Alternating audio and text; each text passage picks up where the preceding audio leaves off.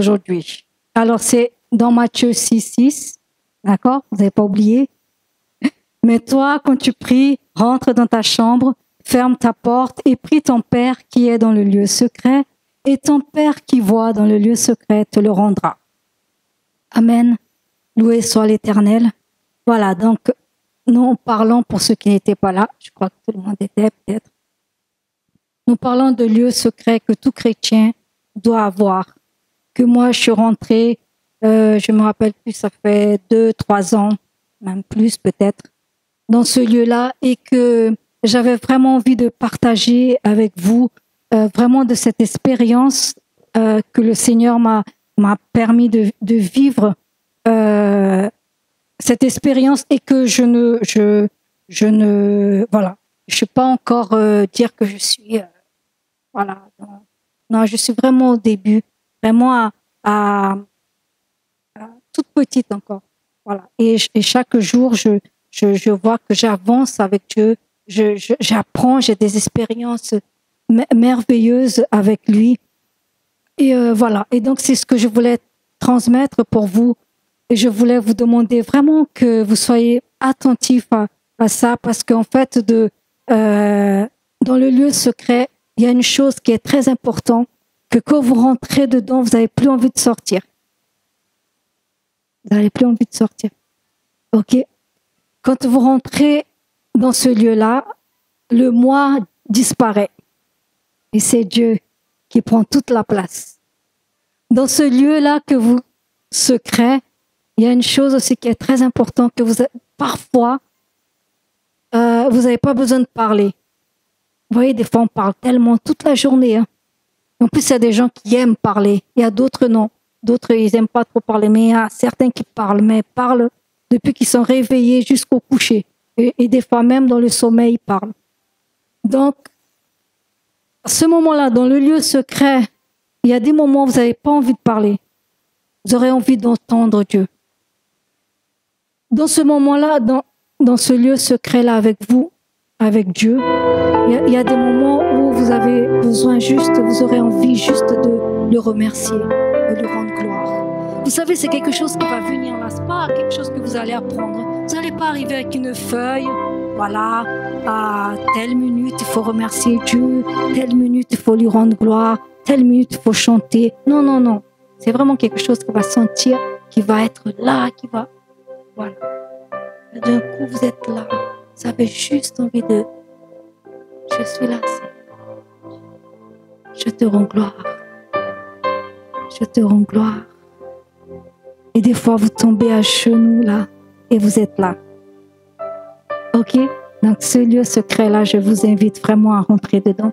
Il y a quelques-uns qui ont fait partie, dans la Bible, de ce lieu aussi secret, qui nous ont montré que c'est important, le lieu secret. Donc, il y a le psaume 119, 97, le verset qui dit « Combien j'aime ta loi, elle est tous les jours l'objet de ma méditation. » Il y a un autre verset qui dit « Je la médite sans cesse. » Et une autre version, je crois que c'est la seconde 21, elle dit « Je la médite toute la journée. » Ta loi, elle est merveilleuse, la parole de Dieu. Parce que dans le lieu secret, on va apprendre à aimer la parole de Dieu.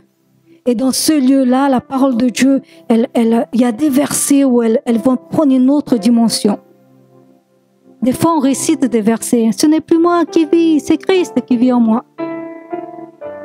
Mais on veut faire notre volonté. Et on est là, oh, ce n'est plus moi, frère et sœur, qui vit, mais c'est Christ qui vit en moi.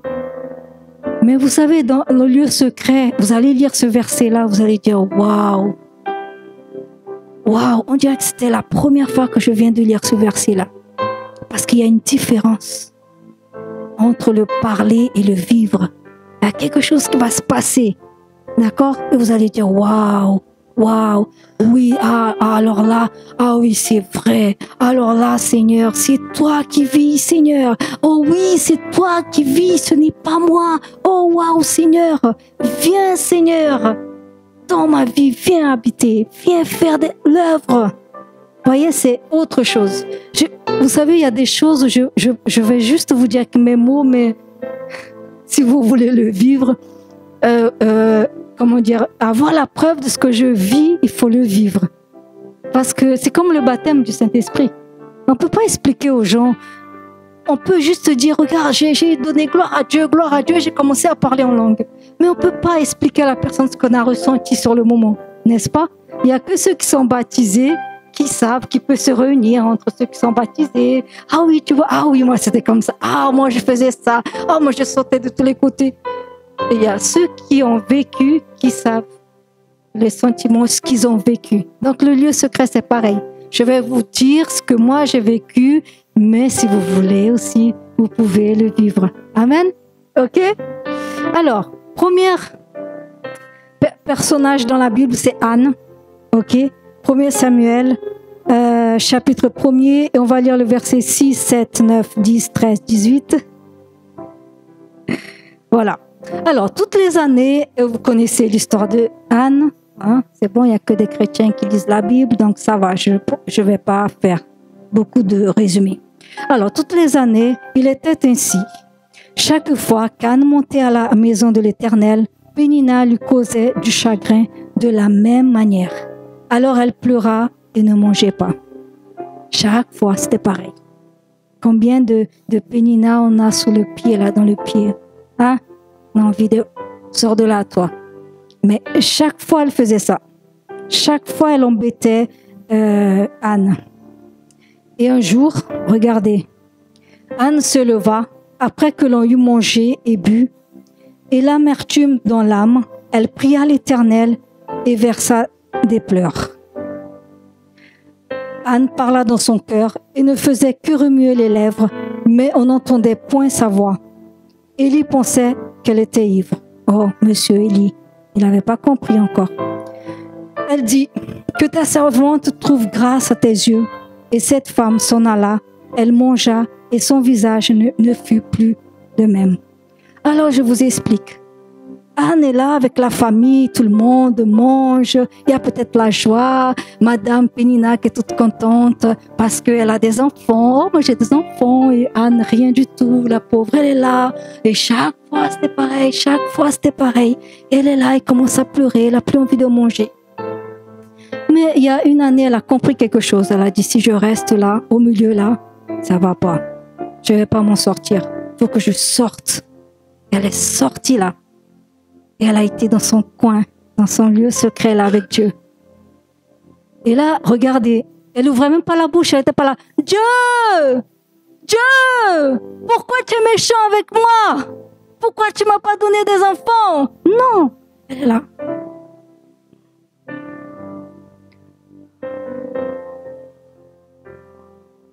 Et monsieur Élie, qui peut-être n'avait pas son lieu secret, ne connaissait pas. Oh. Encore une ivronne. Mais non, elle était dans la présence de Dieu. Mais il s'est bien après relevé parce qu'il a dit que ta servante... il a compris, pardon. Il a compris qu'elle priait. Elle a béni. Et elle a dit que ta servante trouve grâce à tes yeux. Et elle s'en alla. Et là, regardez, son visage ne fut plus le même. Elle est rentrée abattue.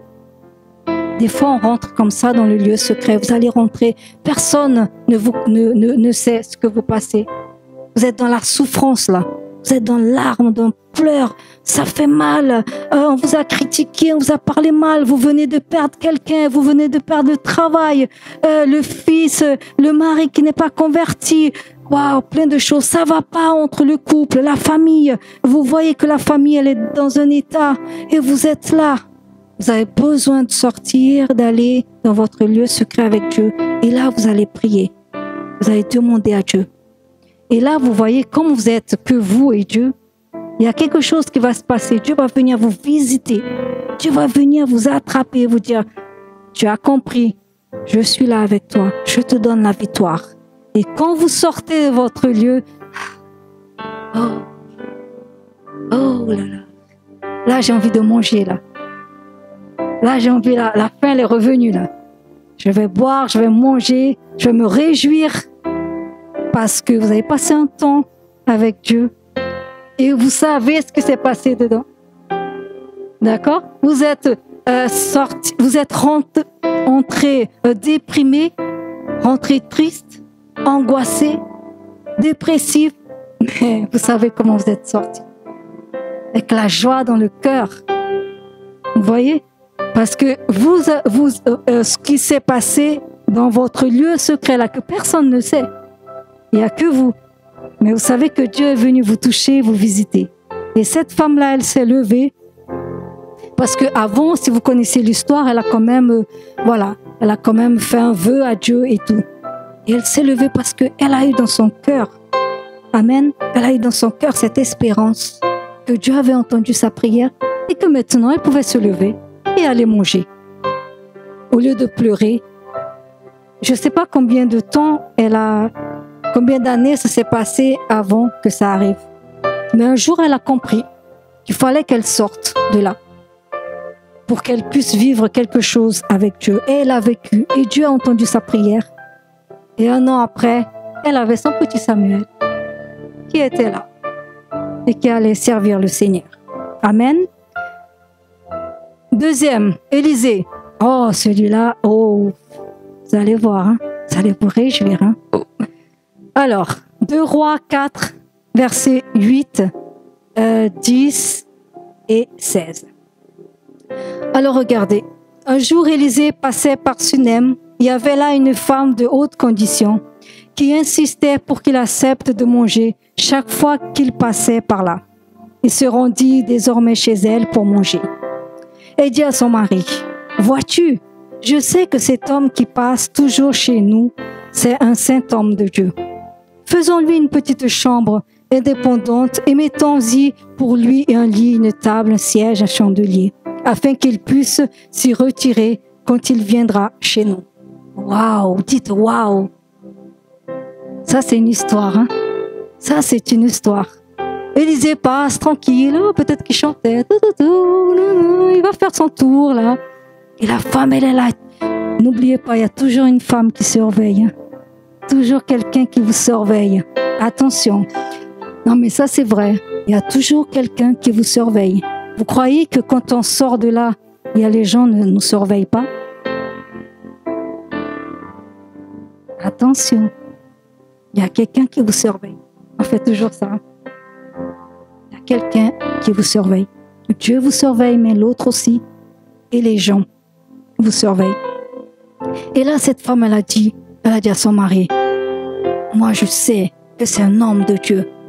C'est un homme de Dieu. Moi, je regarde comme il est. Hein. Il y a quelque chose en lui qui je sais pas, mais je sais que c'est un homme de Dieu. C'est merveilleux, ça. »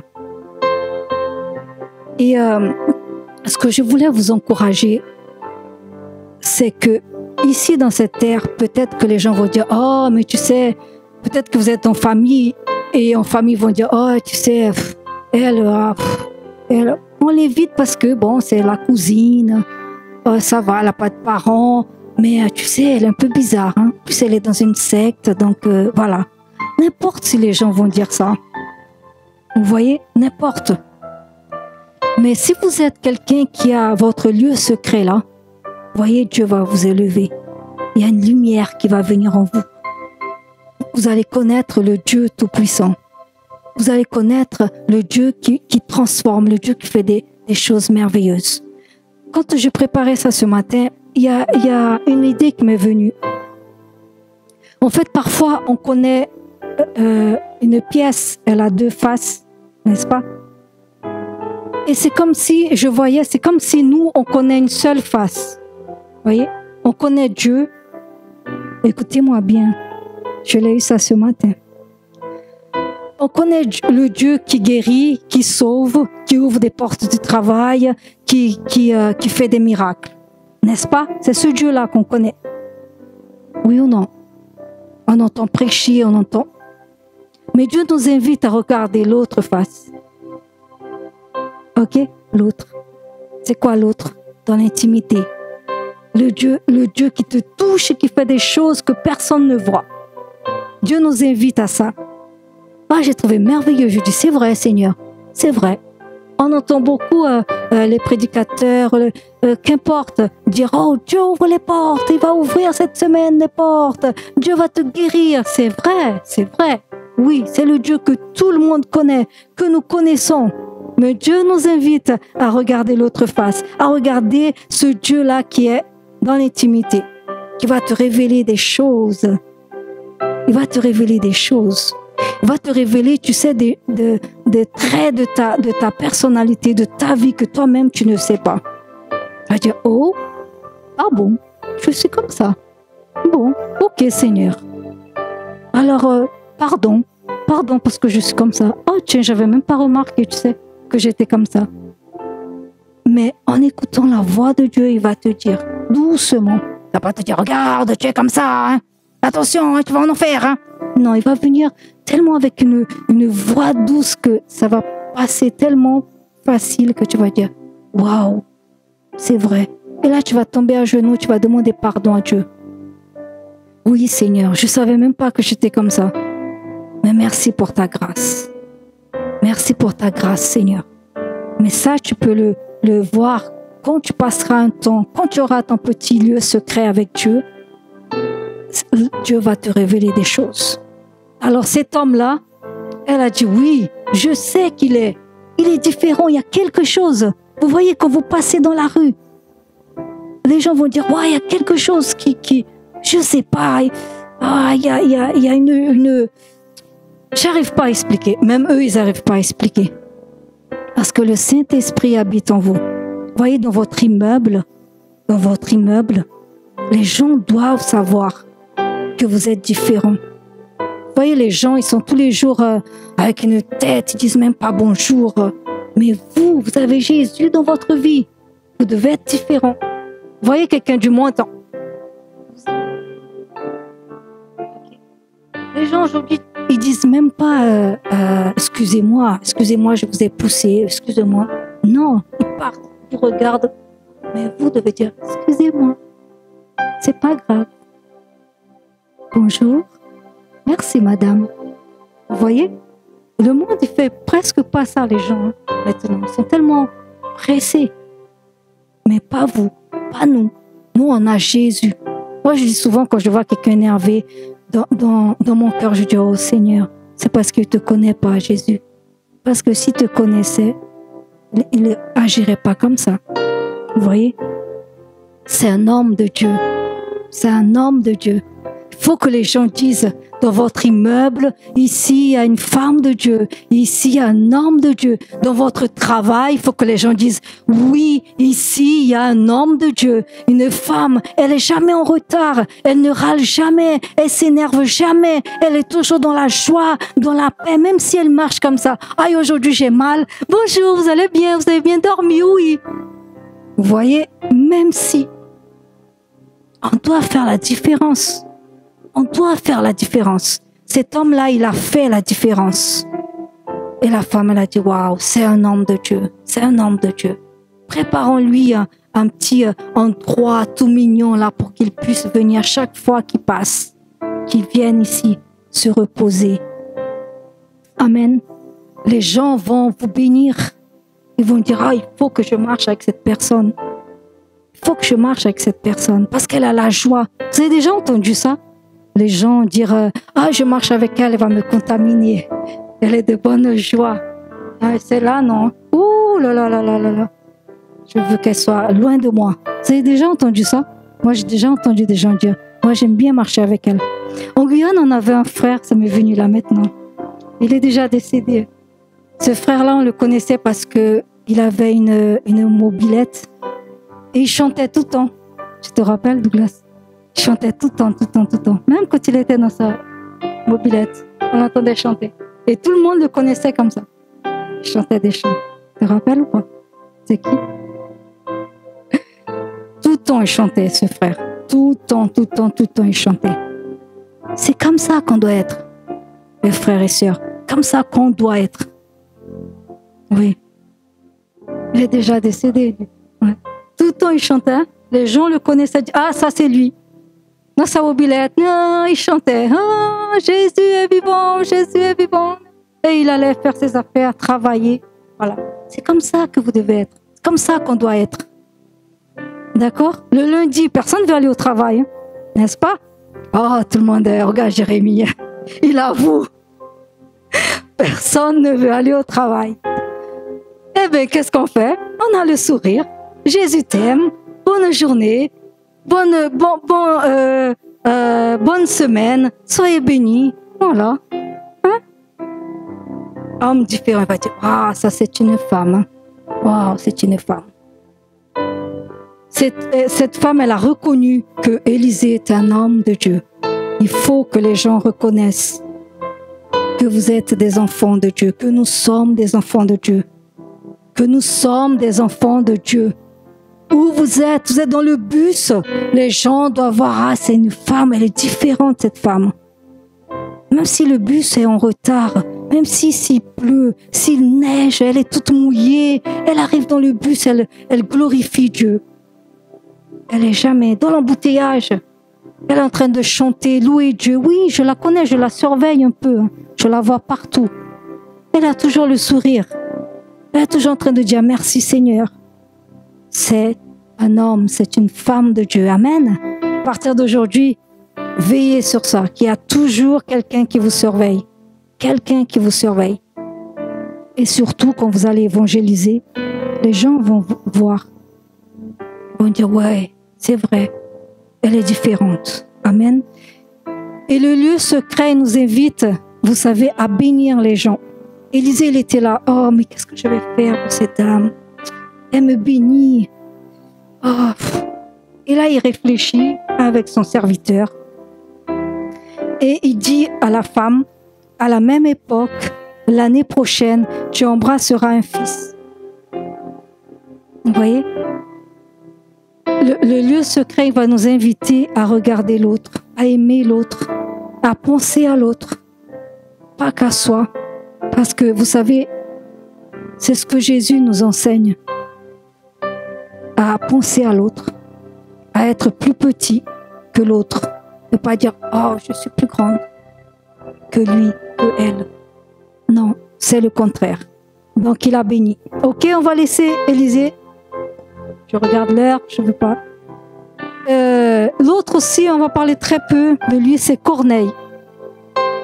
Lui aussi, n'est-ce pas? Acte 10, verset 22. Il dit, il était pieux et avec toute sa maison, il craignait Dieu et il faisait beaucoup d'aumônes au peuple et priait Dieu constamment. Voilà. Les personnes qui ont leur lieu secret, ils vont toujours être à bénir, toujours à vouloir donner. Vouloir donner. Pas forcément, je ne parle pas de l'argent ici. Je parle de l'amour, de la compréhension, du respect, du temps pour écouter. Vous savez, la dernière fois, il y avait un jour, je ne me rappelle plus de cette semaine, ou la semaine dernière, je crois. Et ça m'est venu à l'esprit de dire qu'on doit beaucoup écouter les enfants. D'accord? Les enfants, les ados. Parce qu'en fait, les enfants, dès qu'ils viennent vers nous, comme ça, on veut leur parler, on dit « Ah, tais-toi, va là-bas ». On dit toujours ça. « Ah, j'ai pas le temps là. Vas-y, va ». Il faut qu'on arrête avec ça. D'accord? Il faut qu'on arrête. Il faut qu'on écoute les enfants. Et même qu'ils soient à l'église, même qu'ils soient chez vous, les parents, ne faites pas ça. Essayez toujours de dire « Oui, mon chéri, qu'est-ce que tu veux ?» Et il va te dire. Mais pour qu'il puisse parler, lui, s'exprimer, dire ce qu'il ressent. Parce que des fois, on oublie que les enfants n'ont pas de sentiments, mais ils ont les sentiments, les enfants. D'accord? Donc, c'était ça que je voulais vous dire la semaine dernière et j'avais oublié, mais là, c'est revenu. Donc, merci Seigneur. Voilà, toujours. J'essaye toujours à l'église, quand il y a un enfant qui vient me parler, j'essaye maintenant d'écouter et de voir ce qu'il veut dire. Parce qu'il a quelque chose à dire. Ok? Donc, ne faites pas... essayons de ne plus faire ça, de corriger cela. Quand un enfant vient vers nous, un ado vient pour parler de quelque chose, dire « Oh, tu sais, j'ai eu un rêve. Ah, mais j'ai pas le temps là maintenant. » Voilà, il faut l'écouter. D'accord? Il faut écouter. Voilà, donc Corneille était un homme aussi qui avait son coin secret avec Dieu. Il y a aussi Jésus. Jésus. On peut pas parler d'autres aussi. De parler de Jésus. Donc Jésus, dans Matthieu 14, 23, il dit quand tout le monde se fut dispersé, il gravit une colline pour prier à l'écart. À la tombée de la nuit, il était là tout seul. Jésus aimait prier. Waouh! Il nous donne un exemple. Il nous laisse un exemple, Jésus. Est-ce que Jésus avait besoin de prier? Je demande au pasteur. Pasteur, est-ce que Jésus avait besoin de prier?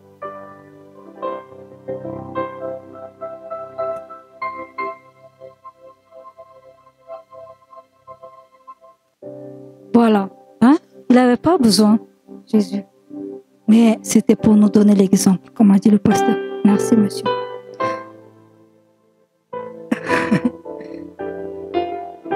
Nous avons besoin de prier, frères et sœurs, encore plus aujourd'hui, dans le monde où nous vivons, où tout est chaos. C'est waouh. On regarde des fois la télé, on n'a même plus envie de regarder. On écoute les gens, on n'a plus envie d'écouter, mais il faut les écouter parce qu'ils ont besoin d'entendre que Jésus est la solution. Amen. On a besoin de connaître ce Dieu. Le Seigneur, il dit qu'il y a tellement de choses qui vont arriver au dernier temps. Et ce temps-là, avec notre Père, il va nous enseigner plein de choses.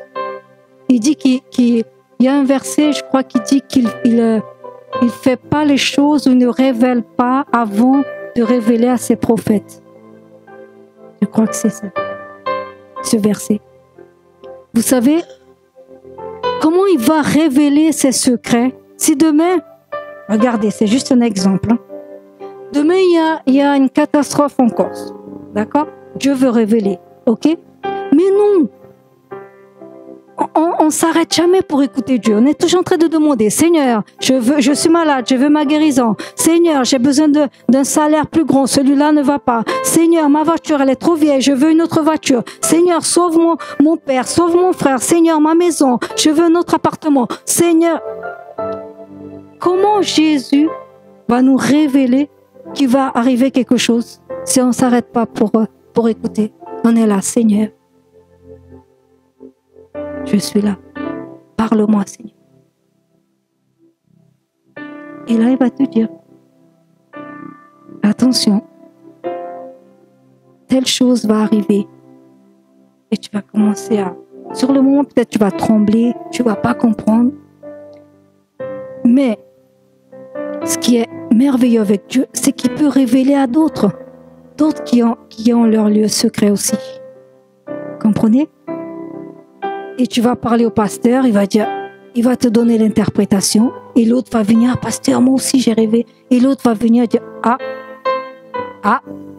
faut peut-être qu'on se concentre là, parce que quelque chose va arriver, il faut que les enfants de Dieu soient prêts.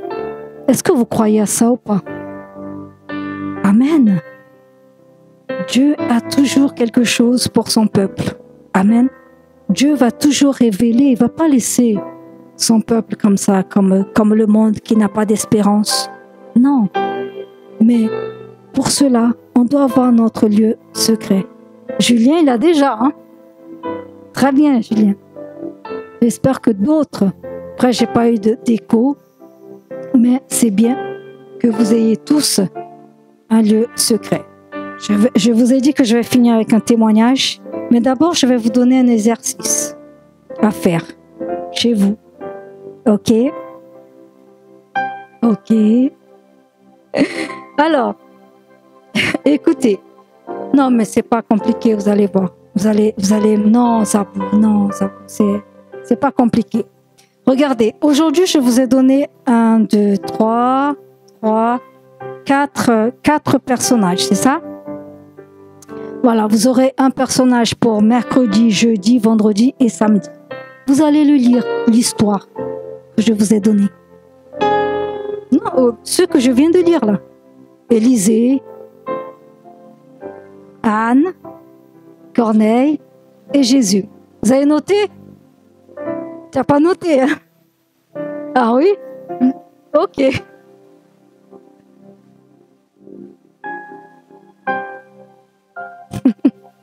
Et les références, tu sais.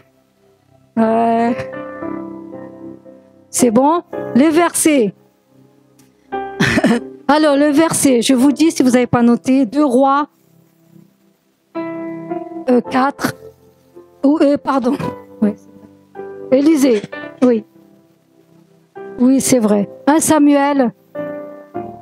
Vous allez lire tout le chapitre. Là, je vous ai lu juste quelques versets, mais vous allez lire le chapitre. OK? Voilà. 1 Samuel. Oui. Voilà. Oui. Oui. 1 Samuel, chapitre 1er. Vous allez le lire demain. Après, vous allez lire 2 Rois 4. C'est toute l'histoire. OK, de cette femme. Bon, Jésus, après, c'est juste un verset. Oui. Après, vendredi, vous allez voir Corneille. Oui. C'est juste un verset, donc ça va. Non. C'est juste l'histoire de monsieur. Parce qu'il y a... Jésus, Matthieu 14, 23. Alors, vous allez voir qu'il y a des références dans d'autres... comment dire, dans d'autres livres. Il y a Marc, je crois, qui parle. Donc, vous allez lire. C'est vraiment qu'un verset. Ça, c'est votre verset que vous allez faire.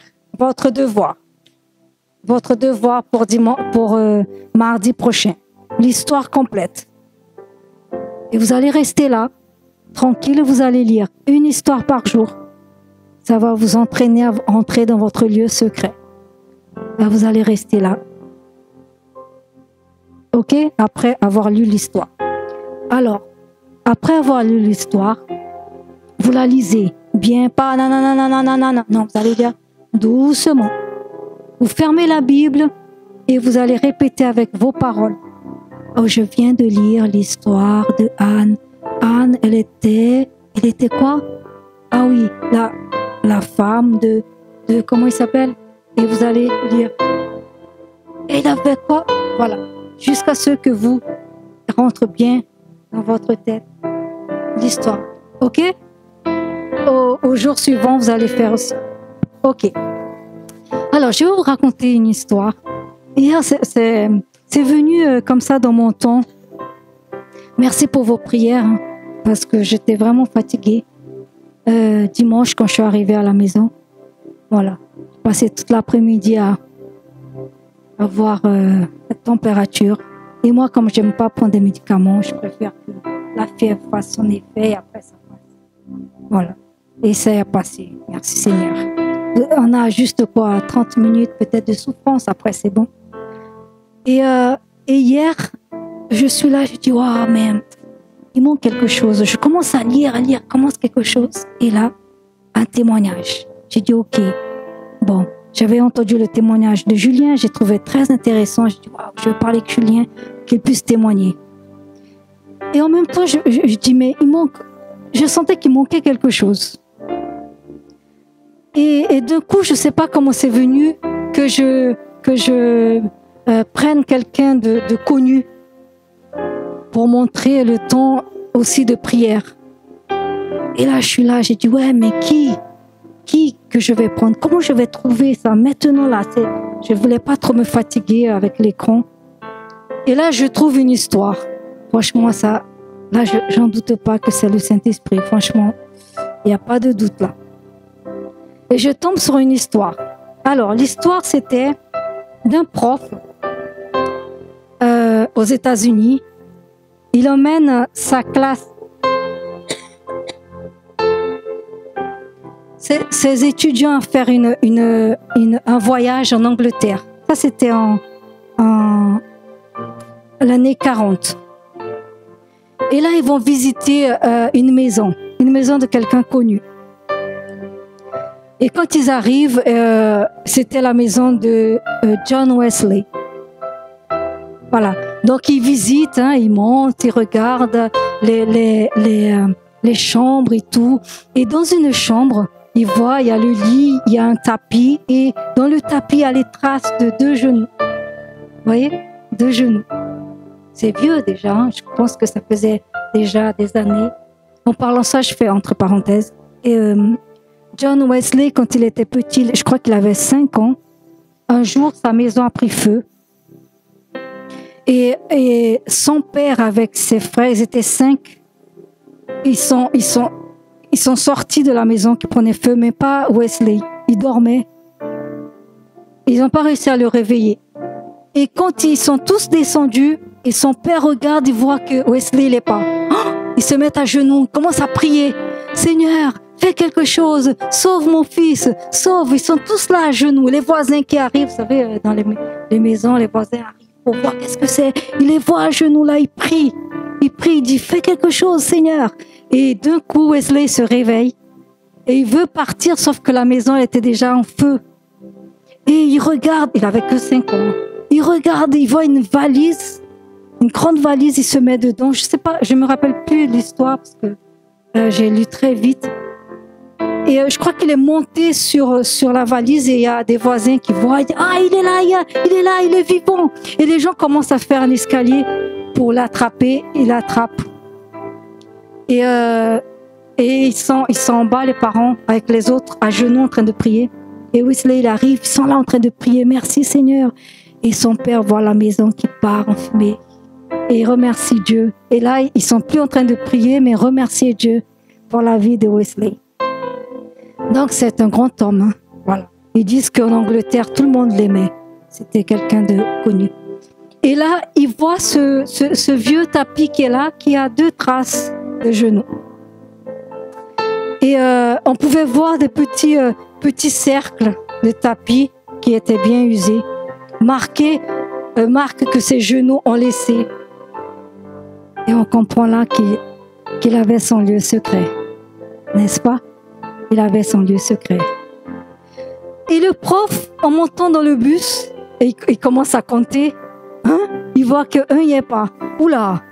Il repart. En courant, en montant les escaliers, il regarde.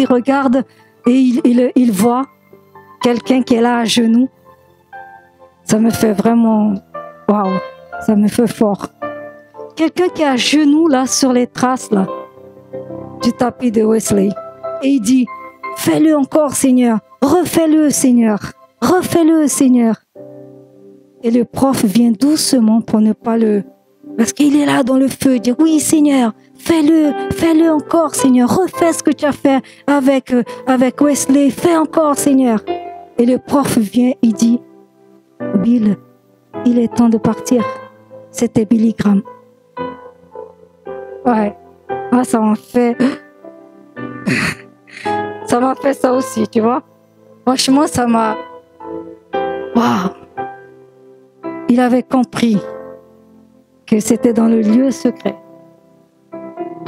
Là, il avait compris que c'était là le secret. Qu'il avait besoin lui aussi d'être là, d'avoir son lieu secret. Je vous invite à voir le lieu secret. Je vous invite à voir le lieu secret. Dites-le, je vais avoir mon lieu secret. Je veux mon lieu secret.